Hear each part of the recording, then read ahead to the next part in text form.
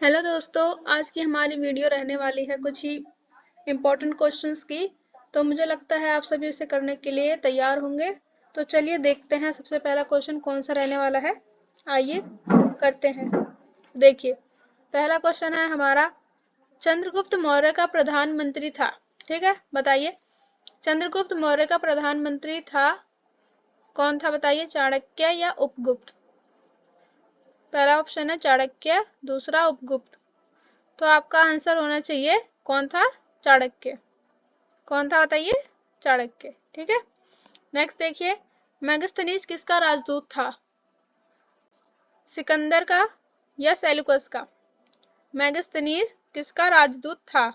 सिकंदर या सेलुकस? तो आपका आंसर होगा सेलुकस।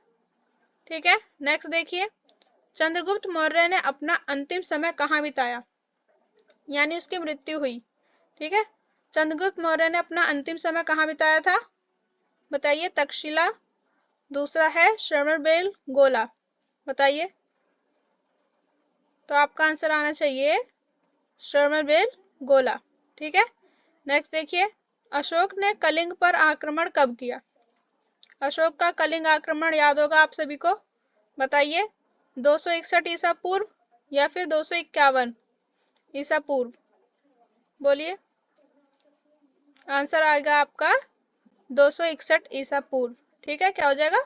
261 ईसा पूर्व। नेक्स्ट देखिए, चंद्रगुप्त मौर्य अपने अंतिम दिनों में किस धर्म का अनुयायी बन गया? बताइए, चंद्रगुप्त मौर्य ने कौन सा धर्म अपनाया था? जैन धर्म या बौद्ध धर्म? बोलिए, कौन सा धर्म अपनाया था? जैन धर्म। ठीक है, जैन धर्म अपनाया था। जहां पे क्या है, ये भद्रबाहु के साथ क्या है, श्रवणबेलगोला में चला गया था, कर्नाटक में, है ना। तो वहां पे क्या है, इसने अपने प्राण त्यागे थे संलेखना पद्धति से। चलिए नेक्स्ट देखते हैं। अगला देखिए, इंडिका इसकी रचना है। इंडिका किसकी रचना है? बताइए, इंडिका किसने लिखी है? मेगास्थनीज ने या कौटिल्य ने? इंडिका किसने लिखी है, मेगास्थनीज ने या कौटिल्य ने? तो आपका आंसर हो जाएगा मेगास्थनीज ने। अगला देखिए, अर्थशास्त्र किसकी रचना है? अर्थशास्त्र लिखी गई है। ठीक है, ये एक बुक है जिसमें राजनीति के बारे में बताया गया है, कैसा राजा होना चाहिए, कैसा शासन होना चाहिए, ये सब बताया गया है। तो ये किसने लिखी है? कौटिल्य ने लिखी है या मेगास्थनीज ने लिखी है? तो इसका आंसर हो जाएगा कौटिल्य ने लिखी है। ठीक है, इन्हें क्या कहते हैं? कौटिल्य भी कहते हैं, चाणक्य भी कहते हैं और विष्णुगुप्त भी कहते हैं। ठीक है, इनके कई नाम पूछे जाते हैं, अन्य नाम अगर पूछा जाएगा तो उसमें विष्णुगुप्त या फिर चाणक्य या कौटिल्य ऐसे करके नाम दे दिया जाएगा और आपको टिक करना होगा, ये तीनों नाम इन्हीं के हैं। ठीक है, अगला देखिए, अशोक के शिलालेखों को सर्वप्रथम किसने पढ़ा? ठीक है, अशोक ने शिलालेख बनवाए थे, तो उसे सबसे पहले पढ़ने वाला व्यक्ति कौन था? बताइए, विलियम जोन्स, दूसरा आपका जेम्स प्रिंसेप। ठीक है, यहाँ पे प आएगा, प कर लेना यहाँ पे। बताइए, विलियम जोन्स था या जेम्स प्रिंसेप? तो आंसर हो जाएगा जेम्स प्रिंसेप। ठीक है, अगला देखिए, बौद्ध धर्म के प्रचार के लिए अशोक ने किसे श्रीलंका भेजा था? ठीक है, अशोक ने क्या है, बौद्ध धर्म का प्रचार करवाया था। बाद में जब उसने बौद्ध धर्म अपना लिया था तो उसने फिर श्रीलंका किसे भेजा? बताइए, बौद्ध धर्म के प्रचार के लिए श्रीलंका भेजा था उसने किसे? महेंद्र को, संघमित्रा को या फिर दोनों को भेजा था? बताइए, महेंद्र, संघमित्रा या दोनों? तो आपका आंसर हो जाएगा दोनों। ठीक है, अगर आप लोगों को वीडियो पसंद आ रही है तो प्लीज लाइक करिए और वीडियो देखने के लिए सब्सक्राइब कर लीजिए। और आप अगर कुछ पूछना हो आपको तो वो कमेंट में हमसे पूछ सकते हैं। ठीक है, तो लाइक कर दीजिए। अगला देखिए क्वेश्चन, सांची के स्तूप का निर्माण किसने करवाया था?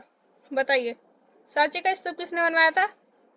तो ये तो सभी को पता होगा किसने बनवाया, अशोक ने। नेक्स्ट देखिए, चंद्रगुप्त मौर्य के महल के अवशेष कहाँ से मिलते हैं? चंद्रगुप्त मौर्य के महल के अवशेष कहाँ से मिलते हैं? कुम्भलहार जो कि पटना में, वहां से, या फिर चंपा? ठीक है, तो इसका आंसर क्या हो जाएगा? कुम्भलहार, पटना। अगला देखिए, चंद्रगुप्त मौर्य की सेंड्रोकोट्स के रूप में पहचान की, यानी चंद्रगुप्त मौर्य को सेंड्रोकोट्स किसने कहा? बोलिए, विलियम जोन्स, विलियम जोन्स या फिर जॉन फिलिप, किसने कहा? तो इसका आंसर हो जाएगा विलियम जोन्स ने। मेगास्थनीज के अनुसार भारतीय समाज कितने भागों में विभक्त था, यानी भारतीय समाज कितने भागों में बटा था?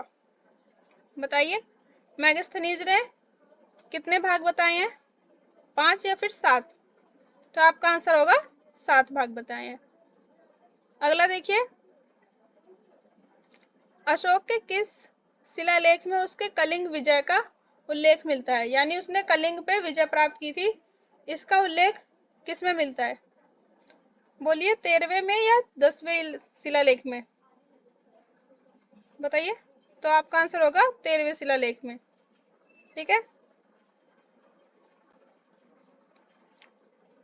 अब देखिए नेक्स्ट क्वेश्चन क्या है हमारा, मौर्य काल में गुप्तचर को क्या कहा जाता था? ठीक है, गुप्तचर यानी जो हमारे स्पाई होते थे, जो हमें जानकारियां देते थे, हमें नहीं, राजाओं को जो जानकारियां देते थे गुप्तचर, उन्हें क्या कहा जाता था? ऑप्शन देखिए, गूढ़ पुरुष, दूसरा संस्था, संचार, या फिर ये सभी। ठीक है, मौर्य काल में गुप्तचरों को क्या कहा जाता था? गूढ़ पुरुष, संस्था, संचार। ठीक है, ये तीनों के तीनों ही कहा जाता था, यानी सभी हो जाएगा इसका आंसर। अगला देखिए, गुप्त संवत की शुरुआत किसने की? गुप्त संवत की शुरुआत किसने की? चंद्रगुप्त प्रथम ने या फिर समुद्रगुप्त? बताइए, चंद्रगुप्त प्रथम या फिर समुद्रगुप्त? तो गुप्त संवत की शुरुआत की थी हमारी चंद्रगुप्त प्रथम ने। वीडियो लाइक कर दीजिए अगर आपको पसंद आ रही हो। देखिए नेक्स्ट क्वेश्चन, बुद्ध चरित्र की रचना किसने की? अश्वघोष या हर्षवर्धन? बुद्ध चरित्र किसने लिखा है? बताइए, इसका आंसर हो जाएगा अश्वघोष ने। किस स्थान पर रोम बस्ती मिली है? सतारा या फिर अरिकमेडु? रोम बस्ती कहाँ मिली है? तो आप बोलेंगे अरिकमेडु में। ठीक है, अगला देखिए, चौथी बौद्ध संगति का आयोजन किसके काल में हुआ था? ठीक है, 4 बौद्ध संगति हुई थी, आपको याद होगा। तो जो उसमें से चौथी बौद्ध संगति हुई थी वो किसके काल में हुई थी? आप कहेंगे कनिष्क के काल में। ठीक है, नीचे हर्षवर्धन लिखा है, वो शायद दिख नहीं रहा होगा आपको। नेक्स्ट देखिए, अशोक के धर्म की परिभाषा कहाँ से ली गई है? बताइए, अशोक के धर्म की परिभाषा कहाँ से ली गई है? राहुलवाद सूत्र से या फिर आचारांग सूत्र से? इसका आंसर हो जाएगा राहुलवाद सूत्र से। मौर्य काल में प्रचलित विष्टि था। ठीक है, यानी विष्टि हम किसे कहते थे मौर्य काल में? निशुल्क श्रम या धार्मिक कर? बताइए, विष्टि क्या था? तो आप कहेंगे निशुल्क श्रम था। नेक्स्ट देखिए, भारत में सर्वप्रथम सोने के सिक्के किसने चलाए? ठीक है, इसमें शुद्ध सोने के सिक्के नहीं पूछा, सिर्फ सोने के सिक्के पूछा है। तो सर्वप्रथम सोने के सिक्के चलाने वाला कौन हो जाएगा? बताइए, इंडो ग्रीक होगा या मौर्य होगा? तो आप कहेंगे इंडो ग्रीक। ठीक है, अगर यहाँ पे शुद्ध सोने के सिक्के लिखा होता तो उसका आंसर कुछ और होता, लेकिन यहाँ पे पूछा गया है सर्वप्रथम सोने के सिक्के चलाने वाला, तो इसका आंसर हो जाएगा इंडो ग्रीक। नेक्स्ट देखिए, शीशे के सिक्के किस वंश के शासकों ने चलाए? शीशे यानी ये कांच वाला शीशा नहीं, लेड। ठीक है, आपने साइंस में पढ़ा होगा लेड। तो उसके सिक्के किसने चलाए? बताइए, सातवाहन या कुषाणों ने? तो आपका आंसर क्या हो जाएगा? सातवाहनों ने। ठीक है, अब नेक्स्ट देखिए, ब्राह्मणों को सर्वप्रथम भूमि अनुदान यानी भूमि दान देने वाला जो है प्रथा किसके समय से प्रारंभ हुई? बताइए, ब्राह्मणों को भूमि प्रदान करने की प्रथा जो है वो कब से शुरू हुई? सातवाहनों के काल से या फिर गुप्त काल से? तो आप बताएंगे कब से? सातवाहनों के काल से।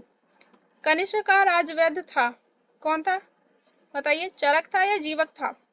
तो कनिष्क का राजवैद्य कौन था? चरक था। कनिष्क बौद्ध धर्म की किस शाखा का अनुयायी था? यानी देखो, बौद्ध धर्म क्या है, लास्ट में जाकर चौथी संगति में 2 शाखाओं में बढ़ जाता है, महायान और हीनयान में। तो क्या होता है, कनिष्क कौन से धर्म यानी कौन सी शाखा को अपनाता है? बताइए, हीनयान को अपनाता है या फिर महायान को?